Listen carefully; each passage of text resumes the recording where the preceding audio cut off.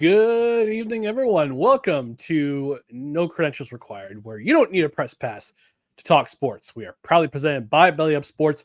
My name is Ryan McCarthy. I'm one of the hosts of the show. To my right is a man who is not ranked in Mike Tannenbaum's top 5 NFC quarterbacks, and it's a crime, Dustin Henry. Dustin, how are you doing tonight? Mike Tannenbaum doesn't like lefties. I don't know what it is. I got a rocket for an arm.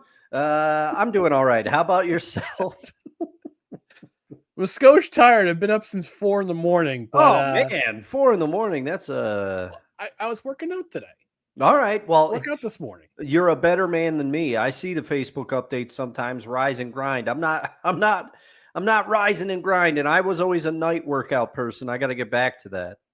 Well, I'm just going according to my chronotype, according to a DNA test I took a while back. So it says that I do better working in the mornings, so I try to make a workout in the mornings. So, well, you're crushing it. You're crushing it. Doing my best. I'm doing my best. That's all I can ask for. Just doing your best. All right. So here's what's in the docket tonight. We're going to review our final movie review of the summer. It makes me a little sad. I know. I can't believe it. It's already it's already the 10th week of No Ticket Required. We're gonna review Remember the Titans as in the title. We're also going to talk about the Yankees and that misery, but they made a trade. And they activated an important pitcher. We're going to talk about how Mike Tannenbaum messed up his top 5 quarterbacks in the NFC, and we're going to reveal our favorite athletes to wear the number 56. But before we do that, just want to remind people who are watching and listening to follow us on social media. Facebook, Twitter, Instagram, YouTube. Just search for No Credentials Required. You can also check out our other podcasts and written articles at bellyupsports.com. On the podcast side, you can subscribe to the podcast wherever you listen to podcasts, including Apple Podcasts, Spotify, Spreaker, Amazon Music, iHeart, TuneIn, Pandora, YouTube, and on Podbean. And hit that notification bell. Get yourself notified on Twitter and on YouTube so you know when we're live, so you know when we have videos go up, when you know our shorts go up on YouTube, and when you see general show announcements. And on the podcast side, rate, review, comment. A 5-star rating is helpful. Leave a review where you can, especially if you're on Apple Podcasts, Good Pods, and on Podchaser. If you're on Spotify, leave a comment. And also, if you're watching on the Belly Up Sports YouTube channel tomorrow, this will be on the YouTube channel tomorrow. On the Belly Up's YouTube channel, subscribe to them as well, so you're notified about them and when our videos go up there. So leave a comment below. What do you remember from? What is your favorite scene from Remember the Titans? What do you think of the Yankees? Or do they have a chance at making the postseason? Who are your top 5 quarterbacks in the NFC? And again, your favorite athlete to wear number 56. And of course, it's a live show on Tuesdays at 6:30 p.m. Eastern, Saturday mornings at 10 a.m. Eastern for the morning brunch, and the occasional Friday happy hour. Or like we did last week, we did a Thursday show for the first time in forever. Yeah. It's crazy. But I know this now I'm a little tired. Been up since 4 a.m., but I know this tune always seems to wake me up, even on a Tuesday. Wake you up before you go. It's chime time. It certainly is.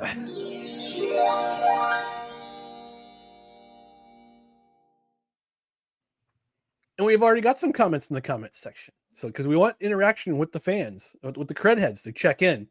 And one of our favorite cred heads, Desi, checking in. She says, ready for sports ball.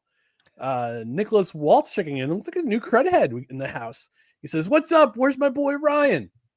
Right here. And your boy Dustin. I mean, Dustin's here too. Desi says, Dustin should have been the number 1 lefty on that list of top 5 NFC quarterbacks. And then Desi also wants to file a protest for you not making the list. I don't know where you can file a protest, but you know what? We could do a what's that site where you used to have to get anybody could make a petition for anything? Hotornot.com. Oh no, it's a different website. Change.org? Yes, change.org. We'll make a change.org petition. We'll get a bunch of signatures there. Oh man. Oh, I somebody I said made the list. I'm trying to find, where did I put stupid StreamYard? Oh, here it is. NFL. You just made the list. You just made the list. Oh my gosh.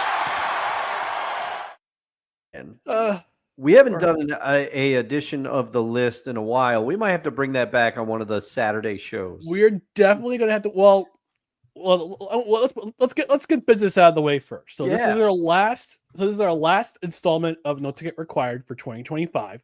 We already have 9 movies in the can for next year. So we're going to decide on 10th one, but we're going to do it special. We'll reveal it when the time comes. Yes. Yes. How will we change it up? You'll just have to tune in to find out. Exactly. So after this show, there'll be 3 more shows until we go on a brief hiatus from August 10th through the 25th, because we're going to take some time off to recharge our batteries, get ready for the NFL season, because if you don't know, NFL training camp started last week. And I don't know about you, Dustin. I know you're a Seahawks fan. I don't know how your Seahawks are faring in camp, how excited you are for the season. But as a Jets fan, just the things I've seen or I've heard from training camp with Aaron Glenn making everything competitive, I'm excited for the Jets season. Yeah, I mean, I've been very vocal about it on Seahawks sessions, but I'm excited defensively. I'm very excited defensively for what the Seahawks have got cooking up, and particularly where Nick Emmanori will play. How will he impact the defense? We've talked about it, but the biggest question mark surrounding, I think, all of Seahawk football fandom right now is Sam Darnold. But and I think even the team has questions about Sam Darnold, because yes, they gave him $100 million and they gave him multiple years. But what people fail to remember is that deal has an out after 1 year. So I don't think the Seahawks have some question on Mr. Darnold as well. Hopefully he earns everybody's trust. We'll see. Yeah. Also, before we talk about the Remember the Titans, I also want to thank everyone out there who has subscribed to our YouTube channel. We reached and finally crossed the 400 subscriber mark this past weekend. We're actually officially at 404. So there we go. Yeah. The drive for 5 continues. Drive for 5 continues, our friends. And again, share this channel with a friend if they love sports, if they love NFL, they love movie reviews, if they love, hey, also, so speaking of the Jets, there's a particular show that may or may not come back this season. Oh goodness. Yeah. And that will show up in the No Creds YouTube feed should it make its return. Yep. It'll be a YouTube exclusive. Victory Monday will be a YouTube exclusive, so you definitely want to tune in for that. I just got to talk over with Dan. He's been focused on the Panthers. He's a Florida Panthers fan. Of course, he's probably celebrating 2 straight Stanley Cups. But yeah, I won't hold it against them. But I just have to echo your sentiments, Ryan. I couldn't believe that we got to 400, which may not seem like a lot to some people, but to Ryan and I, it is. Particularly Ryan building this from the ground up, and then I've joined him the last 3 years, 2-ish. Going on 3 years. Yeah, getting close to 3 years. And we're trying to build something, but we don't do it for any other reason other than we love doing it, and the fact that anybody else likes what we're doing enough to subscribe and support us, and the comments that we get every week. This is why we do it. You help drive the show. We couldn't be more appreciative. So thank you, everybody. And we hope you join us for the rest of the ride. And for those who haven't subscribed yet, you're going to want to, because Ryan and I, we're cooking up some things. Yeah, our shorts have been blown up recently. I'm not talking about our shorts that we're wearing. I'm talking about the shorts that we put on YouTube. We had a lot of response. We had a lot of views for our Ozzy tributes, our Hulk Hogan tribute. It's very, it's awesome that our shorts viewership is going up, but we'll watch our clips from our live shows, because we're posting there. We're posting our show clips there, whether it's from the it's always going to be from the recording. So, because this is a live show, but it's taken down because we put it on the YouTube channel for Belly Up Sports, but we're going to put clips here on our YouTube channel, and try to build a community. So, we hope you're with us for the ride. And Desi says 500, here we come. Woohoo! So yeah, we're definitely on our way. Definitely on our way. Just need some people. We just need some more subscribers. We need more people to watch videos. Need some more people to watch shorts. We can get ourselves monetized and really start to drive the community. But in the meantime, enough about all that, because it is time for the final installment of 2025 of No Ticket Required.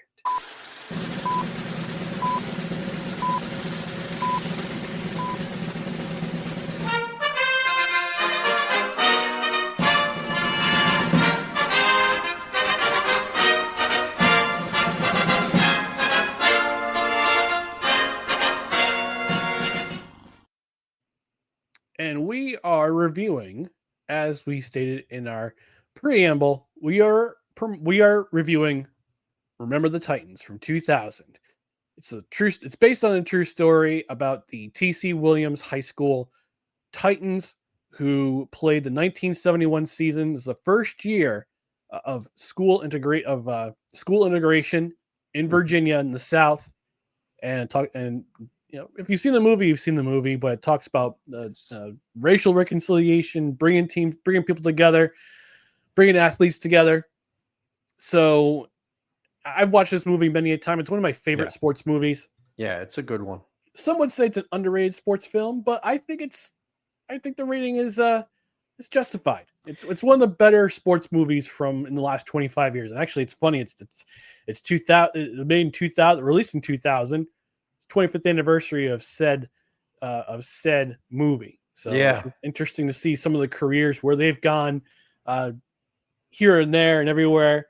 We'll talk about those people. We'll talk about those careers in a second, but let me give a preface here, because I wrote it. I just want to. I'm not trying to pump my own content here, but I'm gonna. So 5 years ago, in the midst of the how am I going to put this? What happened with George Floyd in Minnesota? All the nonsense going on online, social media, especially about what happened. Not to say nonsense, but just all the stuff that went on, and people sniping at each other, and the rise of the Black Lives Matter movement, and people trying to be. I'm just trying to be, and we're just trying to be chill about the whole situation, just trying to be, I was trying to be a uniting voice. So what I did, I published an article on Belly Up Sports, and I'll put it in the chat if you want to check it out later. It got released on June 1st, 2020. I talked about lessons learned from Remember the Titans. But I just said, it's like, I posted on social media at the time. I said, forgive me for being glib, but I feel like we as a nation need to sit down and watch Remember the Titans to remember how we should live with each other. And I think it still holds true today, because we still have a lot of sniping back and forth with each other. We're still not. I don't think we're still properly reconciled. At least in I don't want to bring politics or too heavy of a subject into this, but it drives the point home that if these guys can come together, these athletes can come together, and they can be united as a front towards a goal and be the best, then we can do that as a nation. And that's why I wrote in the article. Again, I'll leave it in the chat if you want to check it out a little bit later. But let's talk about this a little bit. And Dustin, I'm going to start off with you. I've seen this movie many a time, but I want to get your perspective on this movie. I'll share my thoughts when you've wrapped up. So, what do you think about this movie? Well, this movie, it's crazy because I, like you, have watched this many times. For a while, it was one of my trademarks of my Super Bowl party. You'd watch Remember the Titans before the game, because my sister, I love her, but she always wanted to watch the Puppy Bowl. And like sometimes you can only take so much of that. So it only takes so much cuteness. Remember the Titans was a good compromise. But the thing is, it's funny.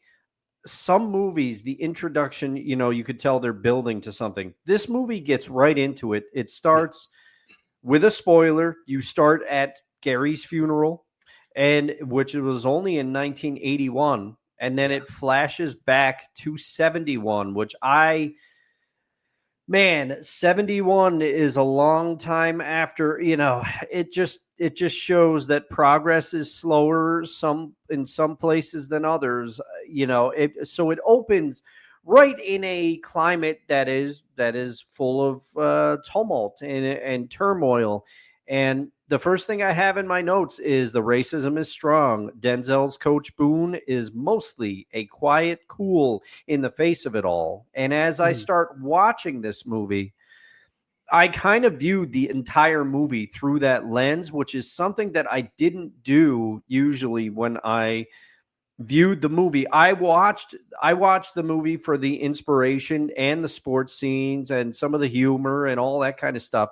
And all that stuff still hits for me, but I watched this movie with a lens of, kind of through a different lens, talking about how we still have the division that you're talking about. We still have some of these issues today in 2025, and I think we still have a lot of work to do to get to a place. And remember that everybody's human. And I started to view particularly, and I might be reaching a little far here, but I started to view Denzel, to me, is the star of this movie. There's a lot of stars in this movie, but Coach Boone is the focus of this movie and the things that he has to deal with and his family have to deal with. But Coach Bill Yost plays a extremely important role in this movie. Coach Bill Yost, I started to view him as a person in this movie that represents a majority that might not understand what Coach Boone and other African Americans of the time had to go through and are still dealing with, because there's a few parts in this movie where you can tell Coach Yost, his view starts out one way and then he slowly starts to learn. Okay, and there's a few parts where you could tell that he is legitimately surprised. There's the part with he gets very angry with Coach Boone because he says, when your decisions start to affect my daughter, that's when I start to have an issue with it. And he's talking about a terrible scene where Coach Boone gets a brick thrown through his window, and Coach Boone at that point says, I'm very sorry to hear about what happened. I'm very sorry that your daughter had to deal with that. And I'm very sorry, but he said, maybe you get a taste of what my girls have to go through every day. And you can tell that impacts Coach Yost. And both of the coaches in this movie, they start to finally learn from each other. They're both walking a fine line, but Yost takes some things from Boone, and Boone takes some things from Yost. But you have to empathize with Denzel here. Denzel realizes that he's in a tough situation. Basically, he's told if they lose a game, he's gone. And he also is coming in, and he wants to prove that he's not favoriting the black players over the white players or vice versa. He is trying to unify the team and force them to come together from the jump, and it's not working so well. So I think, and tell me if I'm leaping too far here, but I think he decides to coach them all so hard so that they unite because they see him as a common enemy. They bring so that is his tactic. But Bill Yost, the importance of that character in this movie, to me, I think is it's part of what makes the movie work and conveys the message overall of the movie. And also, as we see in sports movies, winning cures everything, because the town, although there are some stragglers, I'm looking at you, Ray, you piece of garbage, and I'm looking at the assistant coach Tyrell and things like that. Those people were never changing, but the majority of the town comes around to the Titans when they start winning. The music is really good in this film. I think the score is good, and also the music selection. It takes you right back. A young Ryan Gosling is in this movie. This movie's got a cast, Ryan. Hayden Panettiere. It's got Wood Harris, who I've always liked. It's got obviously Denzel. Denzel's one of my favorite actors, period. And then it's got Ethan Suplee, which I have in bold. Ethan Suplee is a favorite in this movie. He plays, is it Bostic? I'm trying to remember his last Louis Lastic. Lastic. That's what it was. Louis Lastic. And Ethan Suplee, if you haven't kept up with him, Ethan's jacked now. He's jacked. He's a monster. Ethan, I got to get your workout regimen, my friend. But I love a lot of your movies. You always add. He's like seasoning on a movie. He's going to add something good to it, and he's essential in this movie because he's the first one that really crosses, quote unquote, the lines, and he just tries to, we're all humans, and we're all people when it comes down to it. And Elastic is the first one that really embraces the coming together aspect. And this movie also, I mean, it's got Petey, it's got Donald Faison, it has so many, Scrubs. Yep. Oh yeah, and Clueless, of course. But you just have so many people in this movie, and it holds up for the most part. It really does. You have so many quotable lines in this movie, and you can't help but root for it as you see it, even though you're like, really, did these guys come together this much in 2 weeks? And you have certain things like, is the Titans warm up? Did they really dance? Did they really do this? And you start to question things like that, but you can't help but root for it. As you see the team come together, you're thinking, it's working. And it's got the comedy. It's got the your mama jokes in the locker room. It's got the high stakes. We know what happens to Gary. If you haven't seen this movie, I'm going to try not to spoil it for you, but go watch this movie. What are you doing? There's just so much. I could go on and on about this movie, but mainly the two coaches finally start to learn from each other. In the game against Ed Henry, Boone takes Coach Yost's advice, and they come a long way. And it takes the movie, because at the beginning, Boone questions when Ryan Gosling's character Alan is getting burned on defense. Boone says to his assistant coach, who I love in this movie, he says, Do you think Yost is letting him score on purpose? And the assistant coach kind of says, "Come on, come on." Let him. And then when Coach Yost tries to console Petey and puts Petey in on defense, he said, Coach Boone goes to stop it, and he says, let's see how this develops. And there's times too where Yost is forced to compromise, and you could see the two coming together, and like Boone comes to him with the game film broken down by the math teacher. So I mean, there's so much to like about this movie, even if some parts you're thinking, really, did this happen? And the last point I'll leave with is, one of the things that rings most true in this movie is that you can see the boys come together at camp, right? Yeah. But then they get back into the real world, and it starts to fray. It starts to come apart, and you wonder, is it all temporary? And I think sometimes circumstances can bring people together, but will it last? That's one of the tests of this movie. And with that, I've rambled long enough. I'm gonna pass it over to you. First, we gotta get to some comments in the comments section. Desi saying, I don't know. My husband says he can never get enough of my cuteness. I think he's full of it. You gotta ask him yourself. Dan Cruz from Ton to BS and Seahawks Session saying, he did it the other day on Seahawks Sessions. He didn't do it quite as good as you, but he did it pretty good. And then he factored in a Phil Hendry, and his Phil Hendry version of it was pretty good. He whipped around in his chair and he went, "Who?" And he did, like, I can't do the Phil Hendry, Joe Hendry, yeah, or Joe Hendry, yeah. I always say Phil Hendry because, oh my God, yes, Joe Hendry. Sorry, Joe, and sorry, Dan, and everybody. Julie says, "Hello, gentlemen." She also says, "I love the tagline, Dustin." Actually, that's my creation. It was. I had one that was worse. Got to give credit where credit is due. That was Ryan there. Avril Lavigne, how you doing? All right, Yeah. my thoughts on this film, and actually, there's some fun facts in here I want to mention from IMDb. That scene where Herman Boone forces the buses to integrate, that actually happened. Okay. That did happen, and it's funny that you said that. You say that you you begin to see that he wants to create a united front, that the players are, they're not fighting each other, they're basically trying to, they're making Boone the common enemy. Mm-hmm. You know who also did that? Herb Brooks. Oh, okay. Yeah. It's funny that this Disney theme of the everybody coming together, Yeah. uh not to spite the coach, but just to make him the common enemy, so they all build each other up. Mm-hmm. So that's a fun fact there.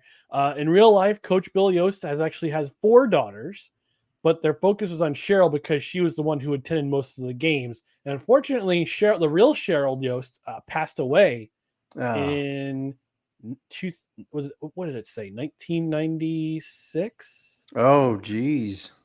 Yeah, she passed away from I'm sorry, 2003. Oh, man. She passed on, and not Bonnie. Sorry, 1996. So she was young. She was only 34 years old when she passed on. Yeah. So No, she passed away from a heart malfunction. So, and actually, T.C. Williams, the name itself was changed to Alexandria City High School because of in 2001. I think part of it was just getting caught up with the times at the time. But I guess the guy who was actually T.C. Williams was a segregationist, so they wanted to change the high school. Yeah, you might want to. Yeah. Yeah. You're going to want to change that. Yeah, and they did. Jerry Bruckheimer was an executive producer in the film. Mm-hmm. Saw that. Yeah. Yep. And here's a fun thing. The original script was full of profanity, but Disney, in an effort to produce a good family film, asked Jerry Bruckheimer to remove all extreme profanity from the script. So this could have been a much different, Yeah. in an alternate universe.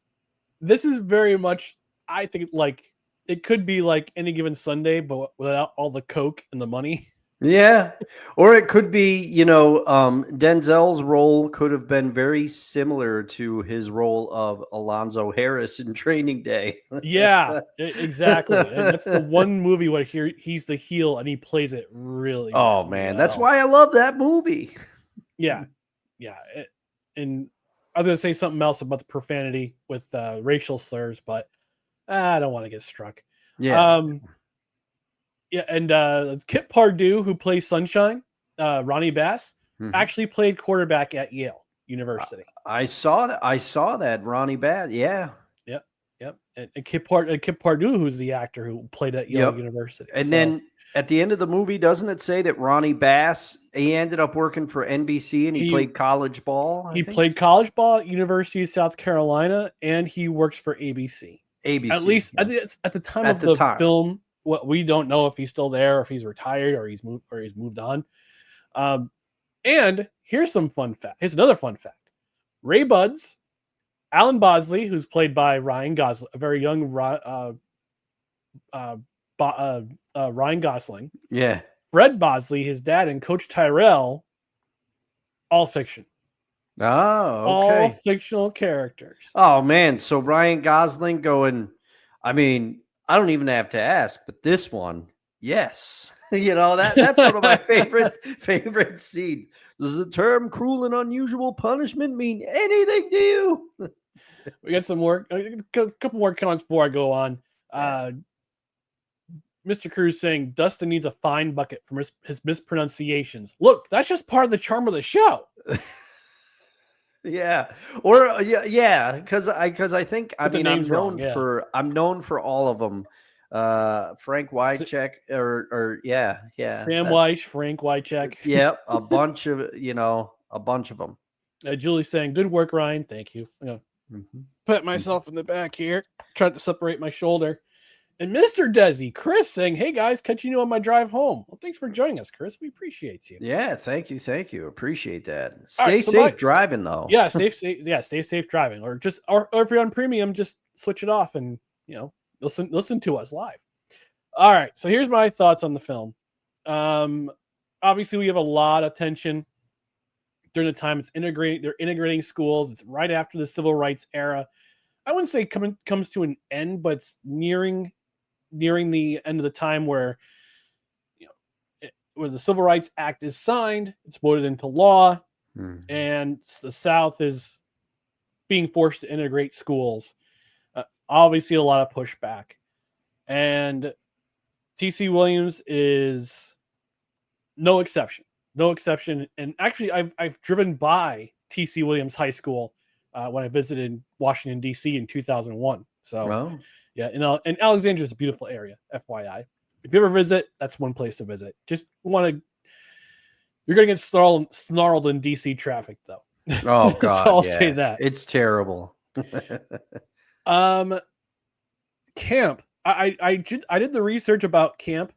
They're at Gettysburg College. It's 140 miles from. So I'm sorry, it's an hour and 40 minutes from T.C. Williams High School, or now I should say Alexandria City High School, to Gettysburg College. At least in today's driving. I don't know what it was back in 1971 if the speed limits were in effect. Might have gone a little bit slower and taken the back roads. The first team meeting between where everyone's basically kind of, I wouldn't say they weren't introduced to each other, but you see the dramatic entrance of Coach Yost and his players entering the same gym as Coach Boone and the other players and the black players. Didn't go well. And that's where I have my tagline for tonight. You're overcooking my grits, Coach. When he's making all those demands, it just seems like all the white coaches, the white players are all making demands because they've been there, they've played for this team, they know the culture, they know it. It's a brand new culture coming in, and they're threatened by it. They're threatened by Coach Boone's no nonsense. And in the beginning, when we're introduced to Coach Boone, played masterfully by Denzel Washington, all-time favorite actor of mine, where he's just like very, very, very mild-mannered, very cool, calm, and collected. But as soon as he flips that coach switch on, it's an entirely different person. He is drill sergeant extraordinaire, especially when you see that first interaction with Petey, where Petey's putting his hand up in the air like the Black Power is like, yeah. And he just looks at him and goes, "Put your hand down." Yeah. Why are you here? I'm here to play football. Is football fun? Yes. Are you sure? I think so. Oh no, you think so, huh? Well, you said a minute ago you said it was fun. Well, I think I know it's fun. And that first interaction between Petey and Coach Boone is one of my favorite interactions in the entire film. It's so good. Because Donald Faison's a brilliant comedic actor anyway. So, I mean, I loved him as Turk and Scrubs. And you got Jerry Bertier demanding his coach. And he's like, yeah, I'm the team captain. We got all our guys. We're all set in all positions. And Coach Boone just puts him in his place with the who's your daddy? Yeah, with the Jerry and Dean routine. Yep. Yeah, and again, like I mentioned, the teammates are forced. Their Coach Boone forces everyone to get together. And everyone's they have their own roommate. And the only person who is the real colorblind person in this situation, besides Coach Boone, is Louis Lastic. Yeah, he's coming from New Jersey. Shout out New Jersey. Yeah, from Bayonne, all the way from Bayonne, New Jersey.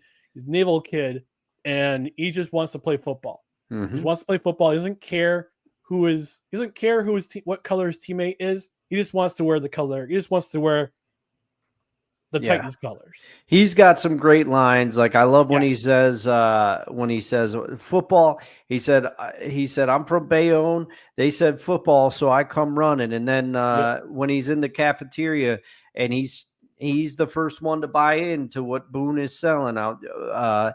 He said, "Oh heck no. I just figured that if I had to go to school, I might hit someone. I might as well hit somebody while I do it." And Denzel just goes, all right. A self-aware man. I like that. Yeah. Then he starts singing "Ain't Too Proud to Beg" by the by the Four Tops, and Coach Boone's like, all right, stop begging. yeah. There's so But many. also, it's funny the initial practice montage. You get all those those movie coach cliched lines like Yeah. blood makes the grass grow, and you gotta have desire, and you gotta just do your best, and I'm gonna make you run a mile. All those cliches come out to play in this particular film, especially in the practice initial practice session. But a couple themes I definitely looking at in this movie, and it's in my article that I posted in the chat.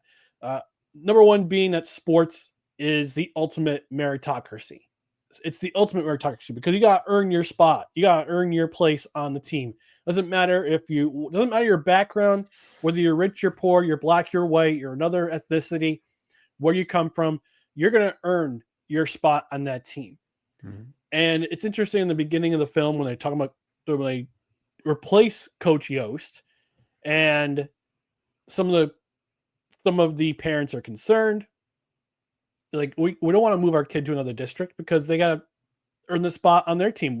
We're familiar with this place. We want our kids to play here, mm-hmm. and it's not worth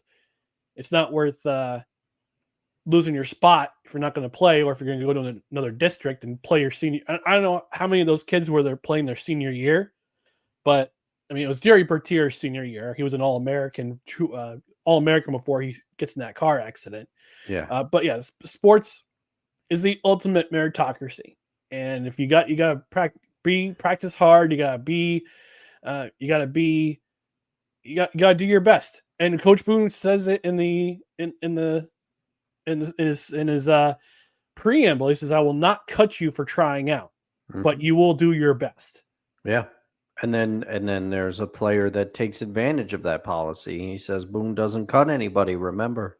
Yeah. And then Gary has to make a decision.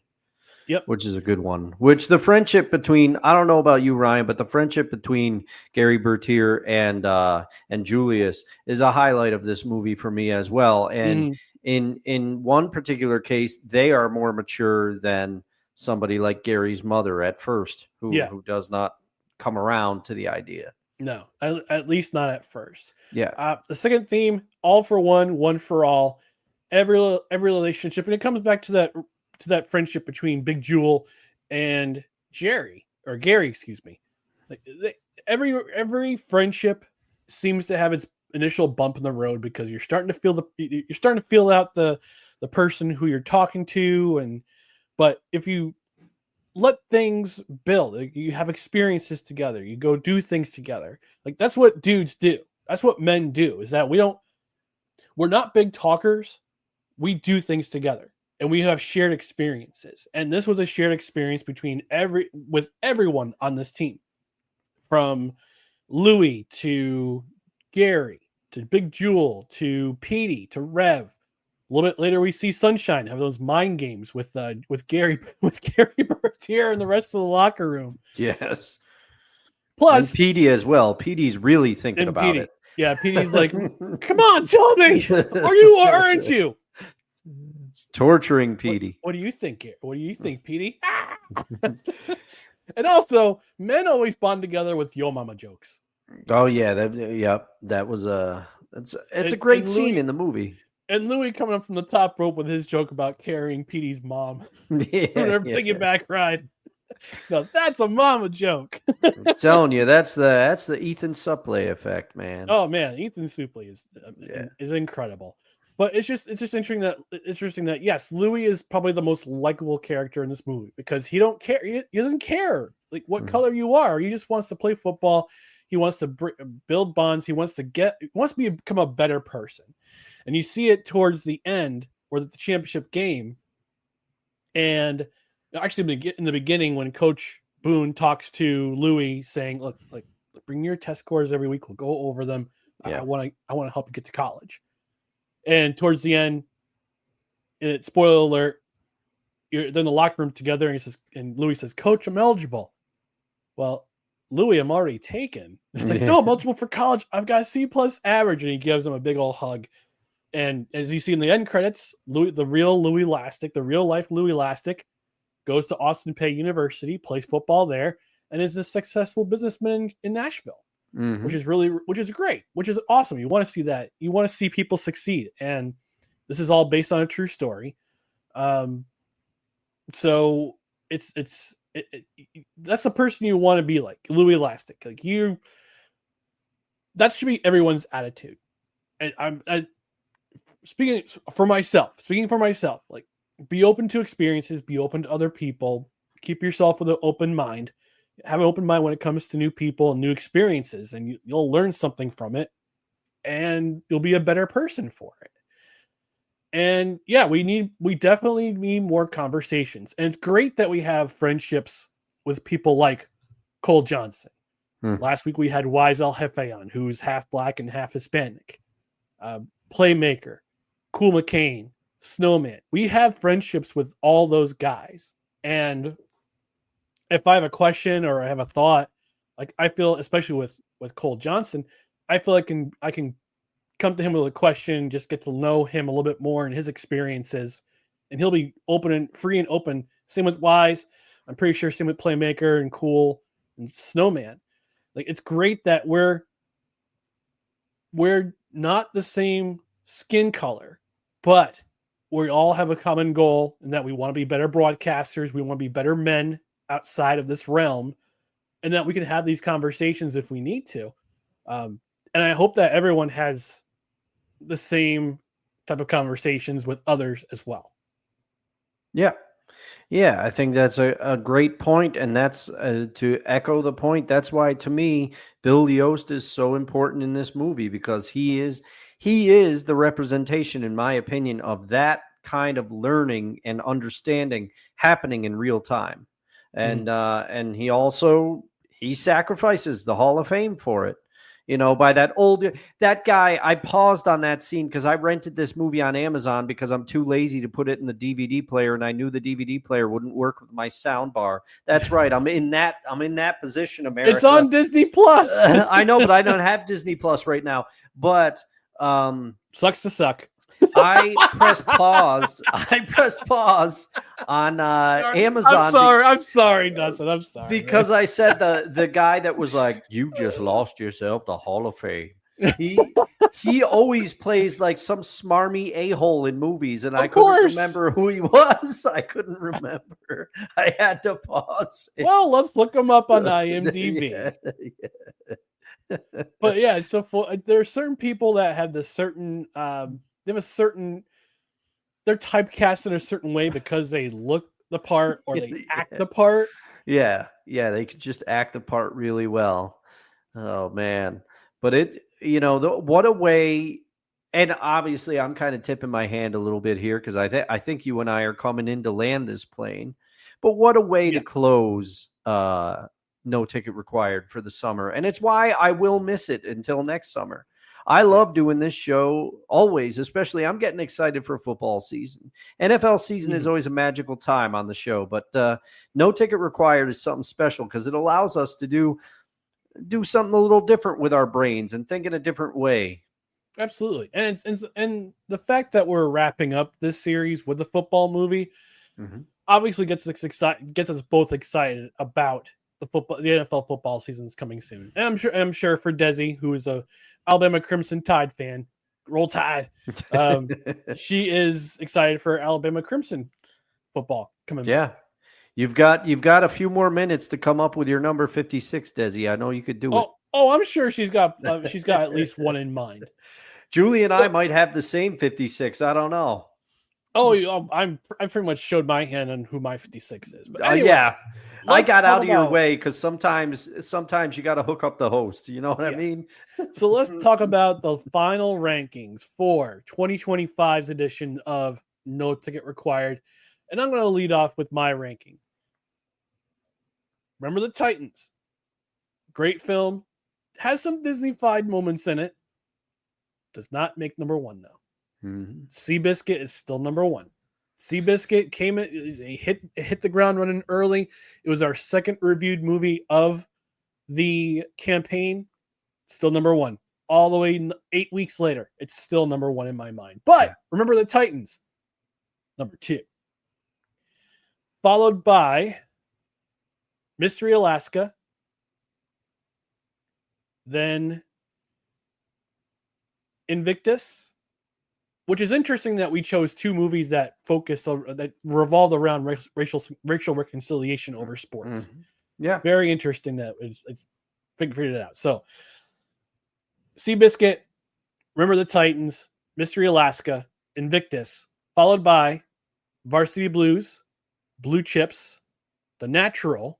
Actually, no, The Natural, Blue Chips, The Rookie, Draft Day, and then last place, No Holds Barred, brother. Okay. We put together a list this year. And my rankings, there's going to be some key similarities for you, Ryan, for you and I, Ryan, but there's some key differences with our list as well. So from the best of my memory, and I got to write them down next year as we do them because I struggle sometimes once we get far in. But number one, just like you, I was waiting for something to knock Seabiscuit off and nothing came close. Weeks later, I am still thinking about the quote. I am still thinking about you don't throw a life away just because it's a little dinged up. I'm still thinking of that. Yep. So Seabiscuit, number one. Trey, you made up for the boys in the boat suggestion for last year. Thanks, Trey. Good job. Then you got number two for me is exactly where I slot Remember the Titans. Here's where our lists differ a little bit because I have Invictus at number 3. Then I have, because nostalgia is a powerful thing, and the power of Nick Nolte, Blue Chips, and Shaq. You all know my love for Shaq on this show. So Blue Chips is at number 4, barely getting edged out. Mystery Alaska. I enjoyed that film. Thank you, Ryan, for introducing it to me. Number, what am I on? Number 6? Or wait. I think number 6, because I had Invictus at 3, Blue Chips at 4. 5 was Mystery Alaska. Number 6 for me is Varsity Blues. I believe Varsity Blues was at number 6. 7 is where I put The Rookie. I put The Natural at 8 because I know people say it's a classic, but for me, there was just too much going on. I went into those details on our review with Wise. Check it out if you disagree with me and tweet at me. As long as you're friendly, we can debate it. Number 9 for me, number 9 is Draft Day. And of course, number 10 is No Holds Barred.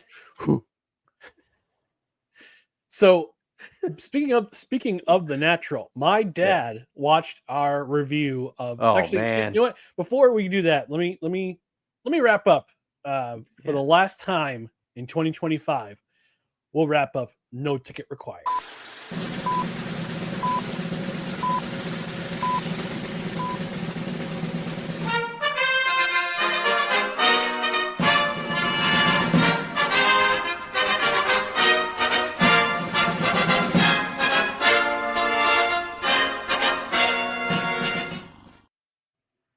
I agree with Nicholas in the comments, Ryan. Blue Chips got to be higher on your list. Nick Nolte's going to backpick you into oblivion. Did you take money? Again, I gotta watch it. I gotta watch it a second time because I want to count how many GD bombs he. He throws a bunch. He throws a bunch. Favorite cuss. All right, so as I said, my dad left a comment because I put our review of The Natural on our YouTube channel, which is why you guys subscribe to the YouTube channel, because we'll clip our reviews since we're now posting on the YouTube channel, on the Belly Up Sports YouTube channel, and we're just going to clip our reviews and put them on No Credentials Required a couple days after. But here's what my dad wrote. My dad wrote, and I quote, "The Natural is the greatest baseball movie ever." Oh man. Hold on. There's more. Passion. There's more. The Natural is the hero's tale of New York baseball, the cast of characters. Roy Hobbs as Perseus / Mickey Mantle, which is interesting because you said he was more like Roger Maris. Roger Maris, yeah. Red, Yogi Berra. The Whammer, Babe Ruth. Babe Ruth, yeah. Harriet Bird, the Siren. Again, this is switching between New York baseball and the Odyssey, Homer's Odyssey. Max Mercy, Walter Winchell, the Pop, Casey Stengel, Bump Bailey, Joe DiMaggio. Although you mentioned he wore number 7, so you think Mickey Mantle.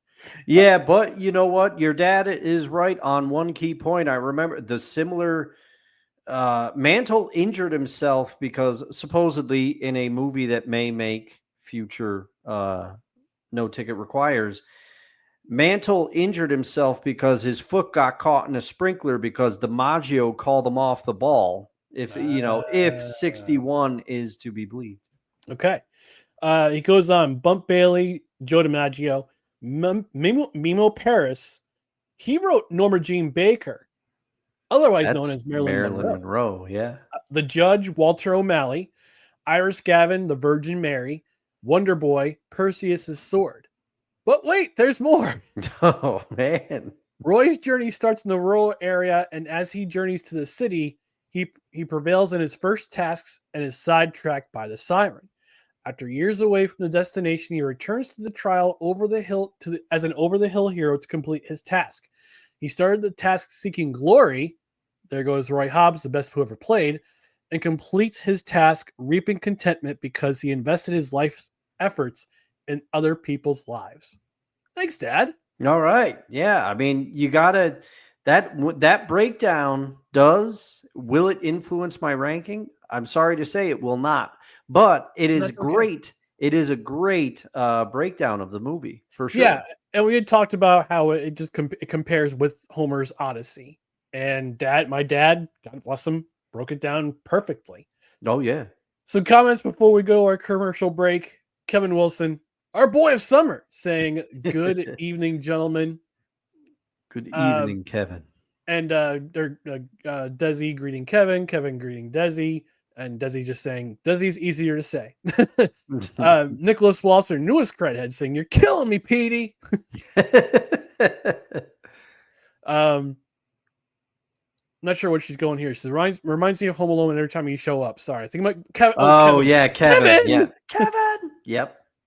Nicholas saying, "I'll break my foot off in your John Brown Hyde parts." Yeah, that is. You will run a mile. That's one of my favorite sayings of the movie. Yeah. Yes.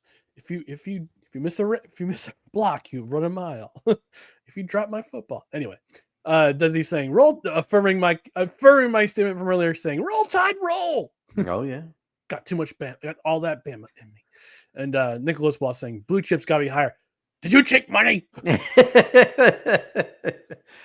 All right, we're gonna do a quick ad read for one of our affiliate sponsors, and that is Royal Retros. Once again, affiliate sponsor for this program. Remember when jerseys were bold, mustaches were majestic, and shorts were criminally short? Good news, Royal Retros is here to bring that vintage magic back. Chafing not included. They got retro style football, baseball, basketball, and hockey gear that screams, "I was born in the wrong era, but I dress like a champion." Rock a jersey so old school, people will ask what time machine you stole it from. Head to royalretros.com. Use promo code CREDHEAD at checkout for 10% off your order. That's CREDHEAD, CREDHEAD, like a true fan of the show, with even better taste in throwbacks. Royal Retros, because your fandom should be loud, proud, and at least 60% polyester. And I'm going to show everyone the team that we're profiling tonight on No Credentials Required. It's our team of the week in terms of the team that we're profiling. Yes, there was a football team named the New York Yankees. Yes. I did not know this. And here's some fun fact. Here's what's going on. Here's a fact about the New York Yankees. The Yankees they weren't officially called the New York Yankees. They were just called the Yankees. The Yankees of the All-America Football Conference were created in 1946 when the owner of the established league's Boston Yanks was denied a move to New York City. The team drew big crowds and frequently sold out Yankee Stadium. Hall of Fame coach Ray Flaherty led the team to back-to-back championship games, but lost both to the Cleveland Browns. The team featured forgotten legend Spec Sanders, whose career only lasted 4 seasons. Sanders led the AAFC in touchdowns and rushing yards, threw for over 1,000 yards, intercepted 3 passes, and returned kicks. Oh, man. When the AAFC merged with the older league, that being the NFL, the Yankees players were divided between the other 2 New York teams, the Giants and the Bulldogs. And it gives notable players, including Tom Landry. Yes, Yeah. Tom Landry with the hat and everything. He's in the Hall of Fame. Arnie Weinmeister, Hall of Fame. Ace Parker, Hall of Fame. Bruiser Kennard. What a football name. Bruiser. Yeah, Bruiser Kennard. That's up there. Hall of Fame. And Spec Sanders, who did not play in the NFL. He should be in the Hall of Fame. War number 81. And actually, I'm wearing it. That's nice. That's super nice. Yeah. Yeah. But it comes in, it not just comes in heather gray, also comes in white, comes in blue. It's a great shirt. But yeah, if you want to head over to Royal Retros, they're a great affiliate sponsor. Thank you, Royal Retros, for partnering with us. Again, use promo code CREDHEAD at checkout, CREDHEAD. You get 10% off your order, and you also help the show. All right. Let me get this right of this. So, speaking of the Yankees, let's talk about the New York Yankees. Where's that intro? Where is it? Why aren't you here? Doggone it. Well, I'm looking StreamYard, man. There it is. Found it. New York Yankees? The New York Yankees! Ruth, Gehrig, DiMaggio, Mantle, Costanza. All right. As we were recording Thursday's episode, talking about trade deadlines, what the New York Yankees were going to do, on Friday, they did make a trade. Yeah. And I feel like an idiot because I published that video on Saturday. That's and I all right. really wish I made a post edit like future Ryan here. The Yankees got Ryan McMahon from the Colorado Rockies for a couple of minor leaguers. They also made one other trade, if I'm not mistaken. Let me just take a look here. New York Yankees trade. They trade for a pitcher, but while I looked that up, Dustin, what are your thoughts about this? About the acquisition of Ryan McMahon with the New York Yankees? Well, I addressed it briefly with Kevin on Seahawks Sessions of all places, because as you know, that show is a meandering road that I enjoy very much. But I texted with you also a little bit after the trade went down, because I was asking about, what did the Yankees give up to get him and all this stuff?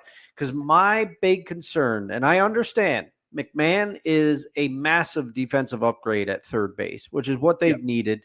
They're moving players there that don't play third base, and to say it hasn't worked out well is an understatement. And you pointed out, as you astutely noticed, the defense, the infield defense behind Yankee pitchers this season, not so great. So they needed to upgrade there. But where my problem comes in with Ryan McMahon is his bat. Yep. Okay, his bat. He plays in Coors Field, and most Rockies players, once they leave Coors Field, their numbers dip a little bit because it's a thing. Coors Field has an impact on on your offensive numbers. But Ryan McMahon strikes out a disturbing amount. His strikeout rate is extremely high. So I was just hoping for a little bit more offensive pop. But I understand the Yankees had to make a move. I think this probably takes them out of the Eugenio Suarez sweepstakes. But we'll see. Ryan McMahon, I believe he had a home run in one of his first games. So maybe something will light a fire. But what are your thoughts on the Ryan McMahon trade? I'm just wondering if there's going to be a meeting of the Ryans at Yankee Stadium like they had one at Coors Field earlier this year, and Ryan McMahon hits a home run in the meeting of the Ryans. I would love to for that to happen. The Yankees also made additional trades. They acquired Ahmed Rosario from the Nationals for Clayton Beater and Brown Martinez. That was the day after they traded for Ryan McMahon. Then they sent Carlos Carrasco to the Atlanta Braves for cash considerations or a player to be named later. So Carlos Carrasco, he gone. But they bring in Ahmed Rosario from the Washington Nationals.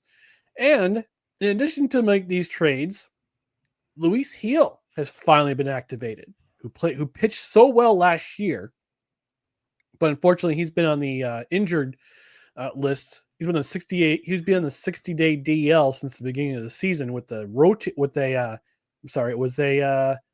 a lateral strain.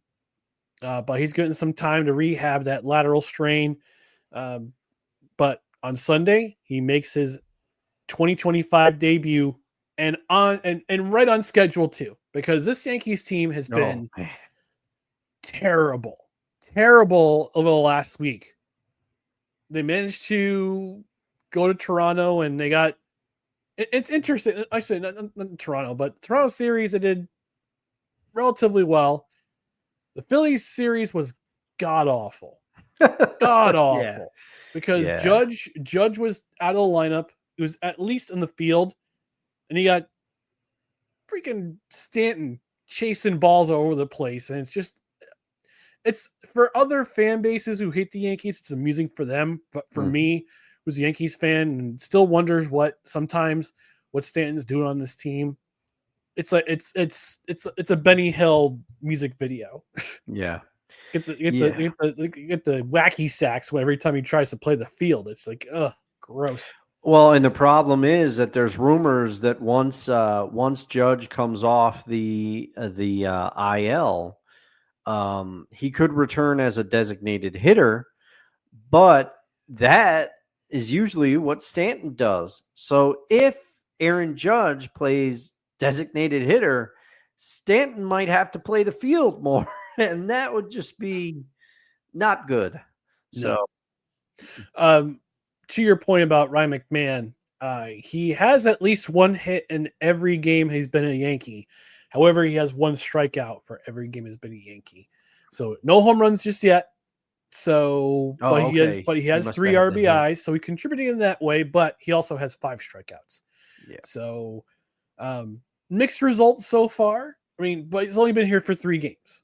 So I'm not entirely worried, but like you said, he's a defensive replacement more or less, and it's good that he's there.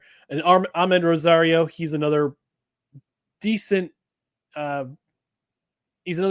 glove. Was a pincher in last night's game against Tampa Bay. He went one for one, so he got on base last night in his Yankee debut. Well, and I believe Ahmed Rosario, if memory serves, he can play multiple positions along the infield. So I think that as can McMahon. Yeah. McMahon can play first, second, or third. Rosario can play shortstop, second base, and outfielder. So he can play. So hey, maybe we might see him in lieu of Stanton in right field. Yeah. All right, moving on from the Yankees, we're going to talk about a topic that came up this afternoon because, quite frankly, we were both struggling for content. And thankfully, Mike Tannenbaum on First Take this morning gave his list of top NFC quarterbacks. Here's his list. At number 5, Baker Mayfield. Tampa Bay, almost said Lightning. Tampa Bay Buccaneers. Number 4, Jalen Hurts. Number 3, Jared Goff. Number 2, Jaden Daniels. And his number 1 quarterback, Jordan Love. Oh, man. Oh, my goodness. Yeah. I found what the problem is, Ryan. Mike T only watches football during Toyotathon. That's what it is. That's what the problem. It's funny. I saw this list from a Los Angeles Rams content creator, and I usually like to troll Rams fans because they're whiny and oversensitive when somebody criticizes their team. But they were, and I think part of it was the fact that Matthew Stafford was left off the list, whatever. But the fact that Jordan Love's number 1. Yeah, no, that's ridiculous. I'm sorry. There's a reason why my New York Jets decided to not bring him back after 2011. This is one of the reasons why. So in your opinion, Dustin, in your humblest of opinion, Yeah. who would you take off this list? Who would you take off this list? Who would you move up the list? Who would you move down the list? Who are your top 5 quarterbacks in the NFC currently? Well, here's the thing. So I thought about this list as in on its face, it's not that bad of a list because the AFC has the edge in quarterbacks. Yeah, Let's just call it what it is. The AFC has the edge in quarterbacks. It's not so much of removing anyone from this list, but it's reshuffling this list. The amount of it now, I am not the biggest Eagles fan, okay, but the amount of hate. Jalen Hurts has won a Super Bowl. Jalen Hurts should be, by hardware alone, he should be number 1 on this list. I wholeheartedly agree. So Jalen Hurts is number 1 on this list. Then number 2, I'm sticking Jaden Daniels is number 2. That's how good I think he's going to be. I really believe in Jaden Daniels. However, Goff is at number 3, could make an argument for number 2 because he's proven it for multiple seasons. People want to say all these things about Jared Goff. Jared Goff is a proven commodity right now, okay? Then we have, you take this list, Baker Mayfield. Also, I would put him above Jordan Love because guess what? He's proven it. You can call him a retread all you want, but he earned the long-term contract from the Bucs with his play, okay? Then you want to talk about possibly, as much as Dak gets hate, Dak performs better than Jordan Love does in the regular season. Whoa! Jordan Love comes Holy out. crap. Now, Dak is always going to choke in the postseason. Until he proves that he won't, he's always going to choke. But his regular season numbers, you stack him up against Jordan Love, he's better. He throws less interceptions than Jordan Love. Jordan Love, I have been critical of the contract from the day that they signed it. It's too much for an unproven commodity who only plays well during Toyotathon. Wonko the Sane from the top rope joining us. Finally coming back. Wonko the Sane, where you been, man? It says happy Honda days of the myth. Toyotathon forever. Hey, I'm a Honda man. I'm offended that you say that. Oh, man. All right, I'm going to flip this on. I'm going to flip this on its head. Okay. All right, so my number 1, obviously, it's Jalen Hurts. Yeah. Jalen Hurts was Super Bowl MVP last year. Jalen Hurts should have been in the NFL MVP conversation. I believe he was for most of the season, although Saquon kind of took a shine.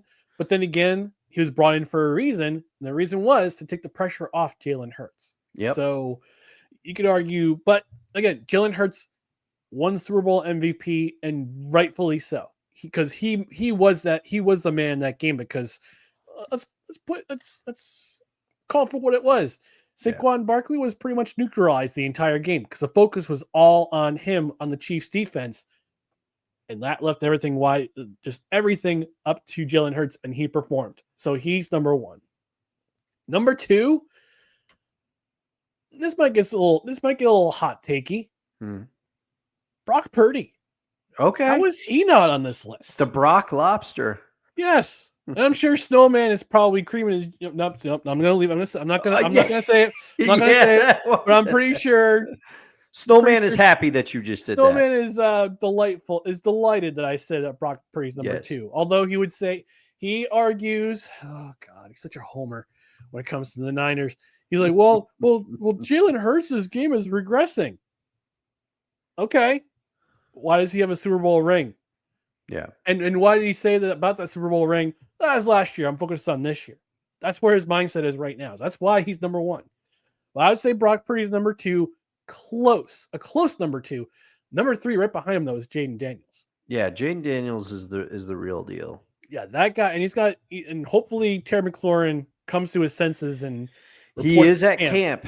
He is at camp. He I is have at heard. camp. Yeah. Okay, and I understand. Before we went on, Tom Pelissaro, I believe, was talking about Trey Hendrickson. He's reporting to Bengals camp, despite What? Yeah. Oh man, that one shocks me because Kevin was talking on Seahawks sessions. He's like, Trey Hendrickson left the state. He left Ohio. Not anymore, because actually, man. as of an hour ago, I'm reading a tweet from from Adam Schefter. ESPN sources state Trey Hendrickson is planning to report to Bengals camp Wednesday, ending his holdout without being any closer to a new deal, per sources. Reporting to camp stops the $50,000 per day fines, and also serves as a good faith gesture to try to jumpstart negotiations. The NFL's final holdout is ending. Quote per Adam Schefter on Twitter. So yeah, Trey Hendrickson, that really worked. Man. All right, so Hurts, Purdy, Daniels. I would put Baker Mayfield at number 4. No, actually, no. I would put Jared Goff number 4. Mm-hmm. So leave him where I think Tannenbaum had him where he was, or I think was he number 3. If I'm trying to remember, I think he had Goff at Jared 3. Goff was 3. Yeah. How he's up above Hurts, I don't understand. Yeah, he didn't reach the championship game last year. It's the Jalen Hurts. On principle, I don't have a problem with most of his list, but it's the Jalen Hurts versus Jordan Love placement that is patently ridiculous. So I would say Jared Goff at 4, Baker Mayfield at 5, because of what he's done in Tampa Bay. Like, he just took a 1-year flyer at Tampa Bay a couple of years ago because he needed a team to sign with, because nobody else was signing in, because he went from the Browns to the Panthers to the Rams when Matthew Stafford got injured, finished up the season there in 2023. And then 2024 comes along, free agency. Buccaneers say, okay, we'll give you a 1-year deal. Let's see what you can do. 2 seasons into that, he's led them to 2 straight NFC North championships, and he's got them to the playoffs, and then got them to the divisional round in 2024 or 2023 during the 2023 playoffs. So, yeah, I say Baker number 5. I'd say Jordan Love is probably around 6 or 7, because Dak Prescott. I think Dak is number 6, and Jordan Love would be number 7. That's my point of view, but yeah, Mike Tannenbaum is definitely wrong about some of these quarterbacks and where they are placed. Yeah, I mean, come on, and I'll just put it on any Jordan Love fan that wants to come for me. Jordan Love got soundly outdueled by Sam Darnold last year, and the only reason that Jordan Love made that game close, you'd say, oh, well, he threw 4 second-half touchdowns. It's because he threw 3 first-half picks. Yeah, that's exactly.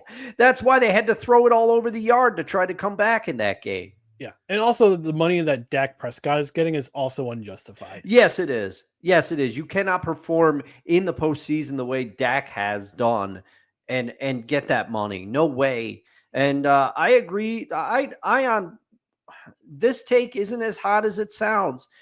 Chris in the comments saying, I'd take Bryce Young over Jordan Love. Just saying, if Bryce Young continues to play the way that he played to end last season, you might not be wrong about that. I also feel it's that Bama bias showing. Yeah. Just me. He did say Jalen Hurts should be number 1. Yes. That's not the Bama bias. That's just, he's right. Yeah. He also says undisputed, all they hate against the guy, and he just keeps proving them wrong. Yeah, I agree. I agree. All right, we're going to wrap things up very quickly with our favorite athletes to wear number 56, because this is episode 56 of No Credentials Required in 2025. And mine is pretty obvious. It's the greatest. It is arguably the greatest defensive player of all time. Certainly of my generation, but I would say of all time. Lawrence Taylor. He redefined that linebacker, that edge position. He was a difference maker. And when the Giants drafted him, I believe it was, I remember it was Ray Perkins who was the head coach of the team at the time when they drafted him in 82. And then they hire Parcells in 83, and they bring in Bill Belichick to do special teams and then defensive coordinator. And to see what they did with him, to move him around and just go after the quarterback and go after whoever has the ball. What an outstanding career he had. And you can argue, I mean, yes, he's a like Hulk Hogan. Very flawed person very flawed person off the field. On the field, I'm sorry, he was drafted in 1981. My apologies. He played 12. Okay. But his resume alone just speaks of how great he was. And again, very flawed person off the field, even post career. But in his career, he was incredible. Let me just read the resume. Now I'm not even including stats. All right. 10-time Pro Bowler, 8-time All-Pro, 2-time Super Bowl champ, Super Bowls 21 and 25. Was the NFL MVP in 1986 by both the Associated Press and the Pro Football Writers Association. Was the Hall of Fame, was in the Hall of Fame's all 1980s team. 3-time AP Defensive Player of the Year. Rookie of the Year, 1981. 3-time UPI Defensive Player of the Year. 1986 Burt Bell Award winner. 1986 Sporting News Player of the Year. And the Burt Bell Award, if I'm trying to remember correctly, Burt Bell Award is presented by the Maxwell Club to the Player of the Year, named in honor of Burt Bell, a former NFL commissioner and founder of the Maxwell Club. So the resume speaks for itself. Yeah. Unbelievable career, 142 career sacks in 184 games. Was just incredible. And led the league in sacks in 1986, won all his MVP awards. In my mind, the greatest defensive player ever. And, I mean, he's a game wrecker. There's no other way to say it. Yeah. And like I said, highly flawed person off the field, but on the field was incredible. So that's my number 56. You're forgetting about perhaps his greatest athletic feat when he wrestled Bam Bam Bigelow in 1995. Yes, WrestleMania 12. Absolutely, you're correct there. Yes. All right, Dustin, your favorite number 56. All right. So full disclosure, sometimes you got to let the captain of the ship have the 56, okay? Because I recognize that the pick should be LT. Do I have to get it out? But you have to get out the Homer alert button because there it is. Shout out to friend of the show, Drew Willingham, with a slight modification. For the sake of the content, my favorite number 56 is Cliff Averill, one-time Detroit Lion, and of course, of my beloved Seattle Seahawks as well. And incidentally enough, the team agrees with me because it is the Seattle's 50th season as a football franchise coming up here.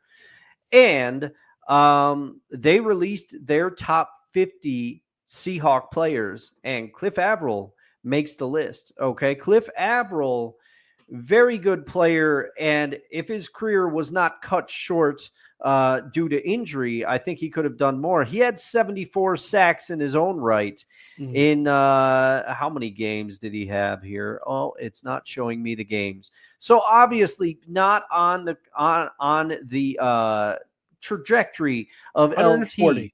140 games. All right. So, I mean, that's a pretty good percentage right there. And like I said, injuries kind of hampered him a little bit. But when he got acquired by the Seahawks, boy, did he bolster their pass rush. He and Michael Bennett together were unbelievable for those good years for the Seahawks there.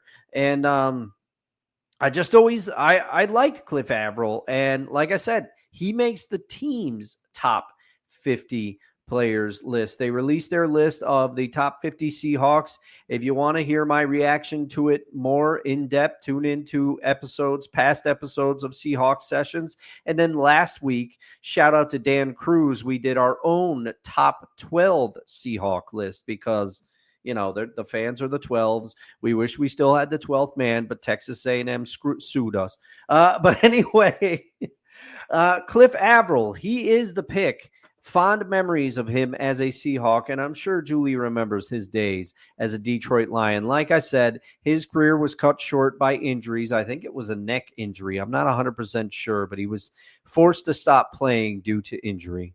And so shout out to you, Cliff Avril, my favorite 56 for the sake of the content. Yeah, it did say, according to Wikipedia, that the Seahawks released Avril in 2018 with a failed physical designation. And he had let's see. He was inadvertent in 2017. He was inadvertently kicked in the chin against the Colts and had been experiencing numbness in his arms. Oh, so okay. it was a neck injury. You were correct, because he had suffered it in week 4 of 2017. And unfortunately, like you said, his career had to end. Wonko agreeing with me, saying LT. Yeah. Thanks, Wonko. LT. You are a gentleman and a scholar. Or a lady. I don't know. I don't make assumptions. No, I know it's a man.